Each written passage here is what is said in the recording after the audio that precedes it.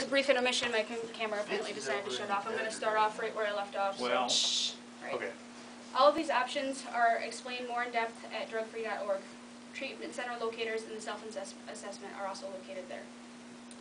What do you do if the person doesn't want help? You don't give up. You try to convince them that there's a better way. If you can get them to say maybe, that's a good thing. Maybe, there's a better way. Maybe I don't have to live this life. Drug addicts often change families, so don't blame yourself. You can talk to a doctor, help find a counselor. They can help point you in the right direction.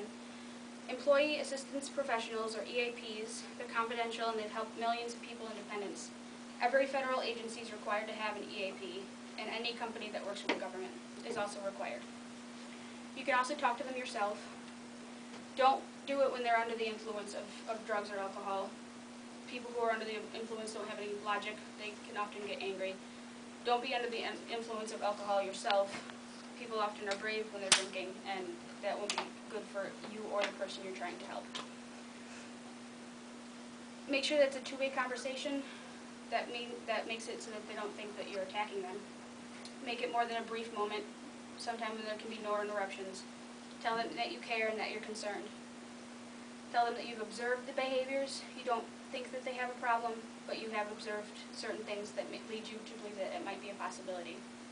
If they insist that there's no problem, ask to talk to them in the future. And don't expect them to agree with you right away. This will be for many people, this is the first time they've even thought about it.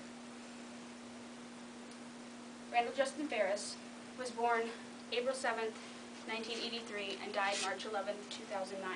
He was 25 years old. 28 days prior to his death, he had a baby girl.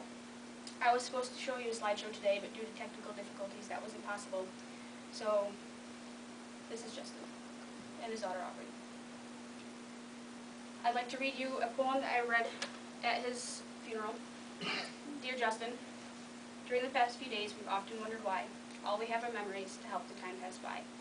We love you and we miss you. We aren't sure why you went. We've thought about the good times, all the times we spent. We wish we could have helped you before it was too late to be the Justin that we knew before that twist of fate. We wish we had you with us to laugh with and to hug. We wish we could have pulled you from the deep hole that you dug. You had your life ahead of you. Your family was brand new. It isn't fair your moments with them were short and far too few. We will always remember the good times, but we can't forget the bad. We have our sorrow, we have our grief, and some of us are mad. But we will all forgive you, as hard as that may be. We know you're watching over us. All our lives you'll see. So Justin, goodbye for now. Our hearts will one day mend when we see our son, brother, nephew, cousin, daddy, love, and friend. If you know anyone with a problem, or anyone that may have a problem, talk to them. They may say they don't need help. They won't admit it. Just stick with them. Don't make my family's pain your family's reality. Justin. Justin. Just unite someone through intervention now. Thank you. Cool.